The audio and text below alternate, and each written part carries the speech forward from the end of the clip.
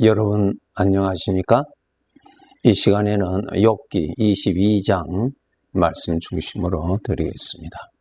21절의 말씀을 보면은 너는 하나님과 화목하고 평안하라.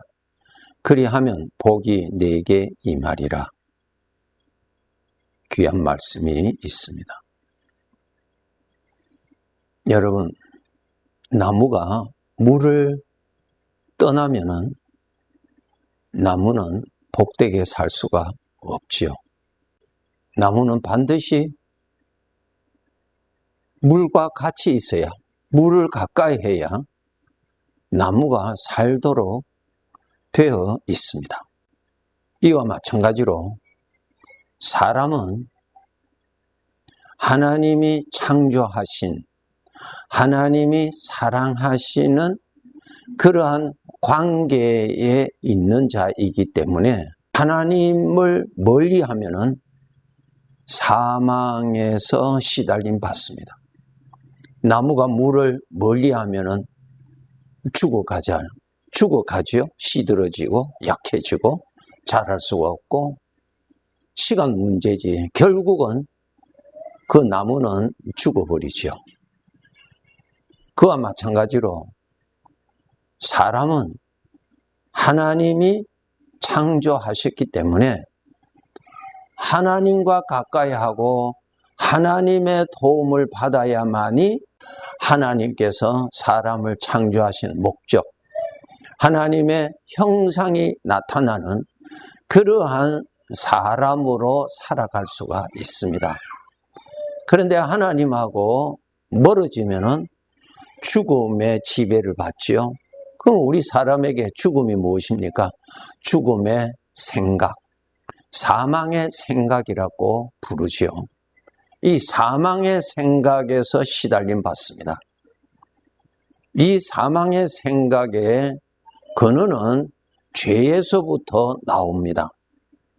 우리가 걱정하고 불안하고 미워하고 증오하고 이러한 것은 전부 다 사망입니다. 전부 다 사망하게 만드는 것입니다. 빛을 멀리하면은 자동적으로 어둠의 지배를 받게 되듯이 하나님을 멀리하면은 죽음이 지배하게 됩니다. 사람의 죽음이라고 하는 것은 사람은 죽지 아니하는 영적인 존재이기 때문에 죽음의 생각의 지배를 받고 삽니다. 근심, 걱정, 두려움, 미움, 분노, 말로 다 할 수 없는 나의 마음을 괴롭히는 것들이 전부 다 죽음입니다. 다 사망의 생각이에요. 그 생각을 극대화시켜 보세요. 사람이 살지 못하죠. 죽고 싶어하는 충동에 빠지죠. 결국은 그것이 전부 다 죽음이에요. 죽음이에요.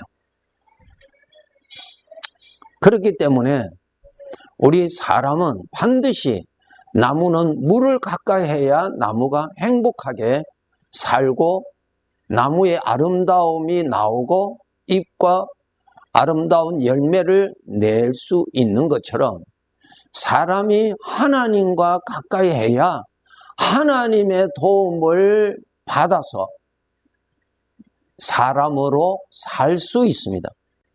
우리 구원받은 자들에게는 주님께서 영으로 와 계십니다.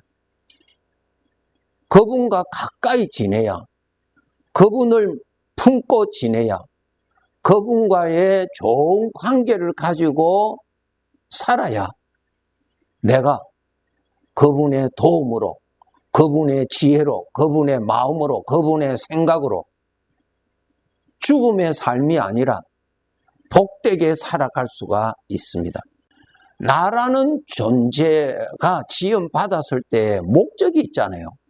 그 존재의 가치가 있잖아요. 꽃나무는 꽃에 목적이 있고 가치가 있고 열매 맺는 나무는 그 열매가 가치가 있고 목적이 있잖아요. 마찬가지로 사람이라고 할 때는 하나님의 인격이 나타나는 그러한 모습으로 나타나기 위해서 사람으로 지음받았습니다. 그런데 하나님하고 멀어져 버리면은 이것이 나타날 수가 없지요. 영광이 되시는, 생명이 되시는 하나님이 나타나는 것이 아니라 그저 죽음의 것만 나타납니다. 그래서 우리가 이 세상을 살아갈 때 가장 중요한 것은 하나님을 가까이 하면서 살아야 이 세상에서 만나는 죽음의 그늘, 죽음의 고통, 가시와 엉겅퀴, 뱀과 정갈, 이런 것은 다 죽음을 뜻하는 것이죠. 고통, 죽음의 고통. 이러한 데서 우리가 보호를 받으면서 천국을 향하여 갈 수가 있습니다. 이제 구원받은 우리들, 물을 만났어요. 영생을 만났어요. 이제 죽음이 아니라, 사망이 아니라 이제는 생명을 만났어요. 어둠이 아니라 영원한 빛을 만났어요.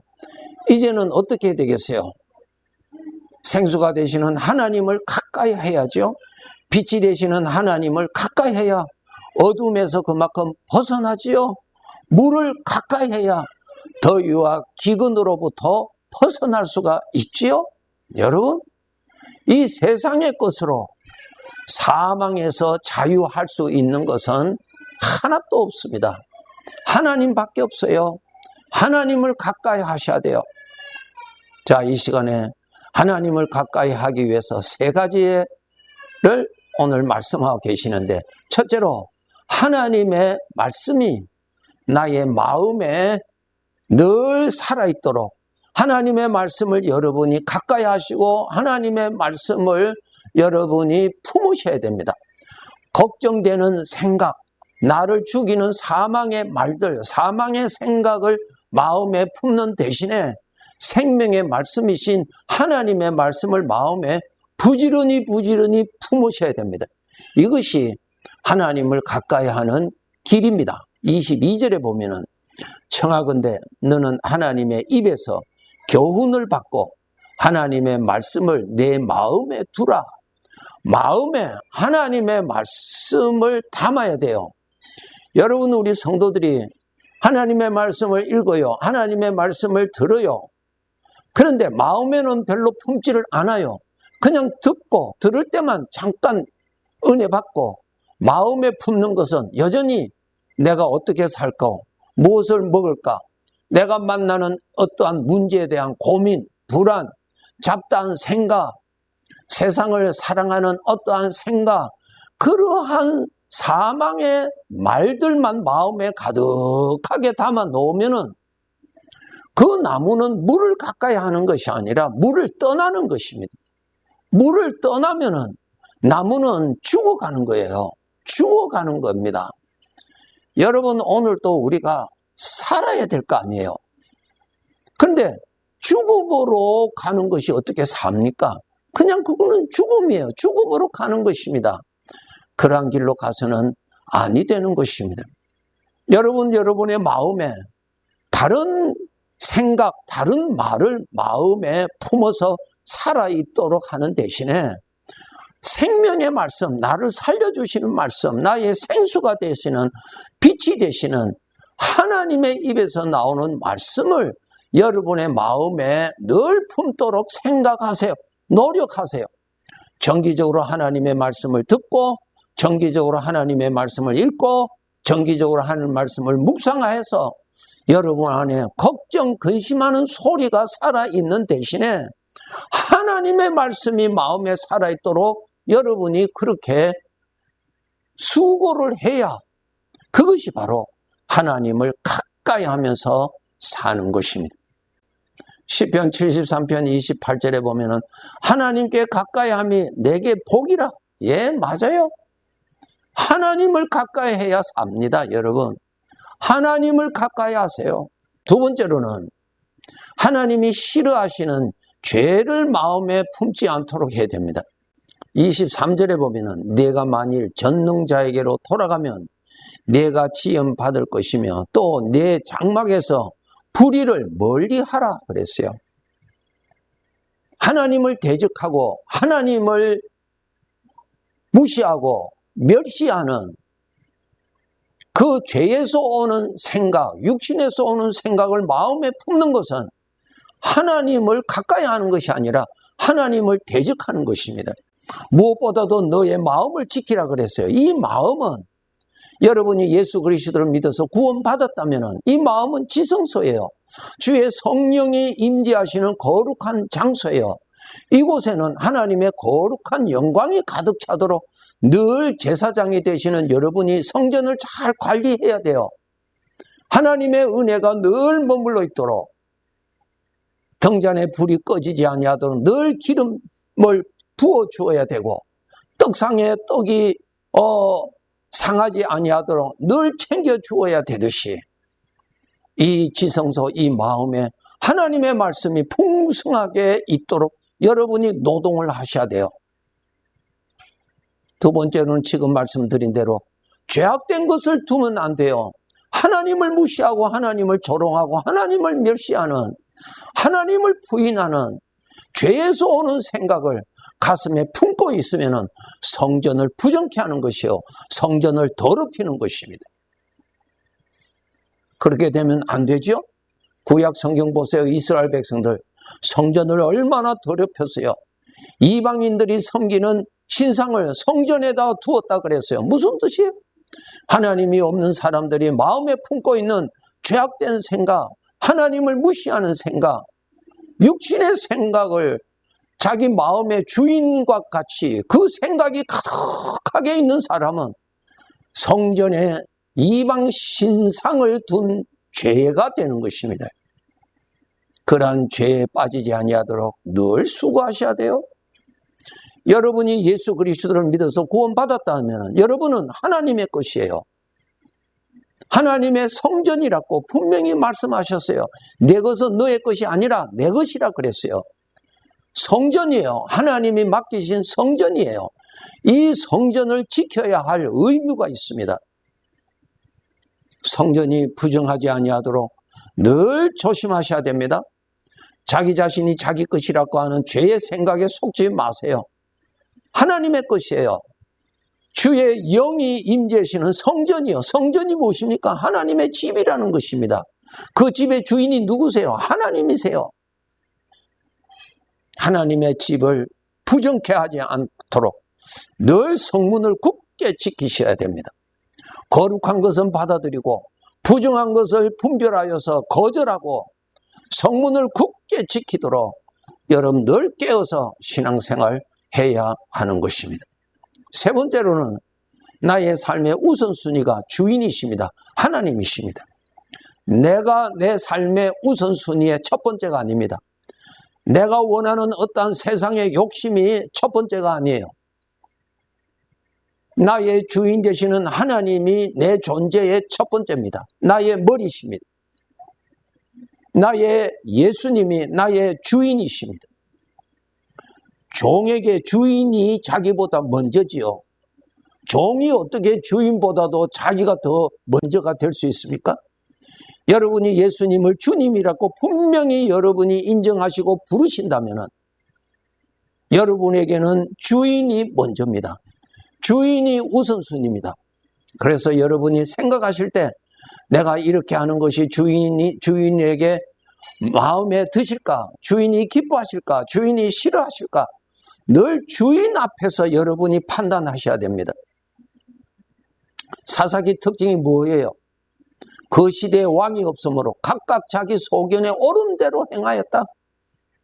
무슨 뜻이에요? 자기가 주인에서 자기가 판단하고 사는 것입니다. 자기 우에는 더 없습니다. 이것이 죄요. 이것이 타락이에요, 여러분. 우선순위, 하나님이 우선순위의 첫 번째입니다. 나 자신보다 하나님이 먼저입니다. 나 자신의 주인은 하나님이세요.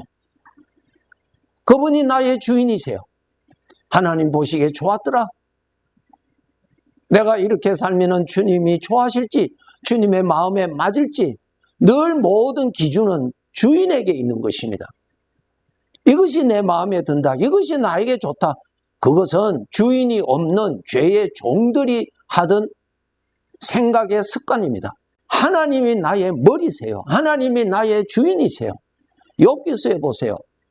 욥이 그 많은 재산 불의한 자가 와서 다 빼앗아가고 종들 죽이고 사랑하는 자녀까지도 죽는 엄청난 고통을 겪었을 때도 욥이 어떻게 했습니까? 자기 주인을 부인하지 않았죠? 주인 앞에서 예배했다, 경배했다, 엎드렸다 그랬잖아요. 정말 욥이 그 질서를 정확하게 아는 사람이었어요. 우리는 신앙이 약하면은 내가 원하는 대로 잘 되지 아니하면은 나는 하나님을 원망하고 하나님을 떠나버려요. 내가 주인입니까? 하나님이 주인이세요.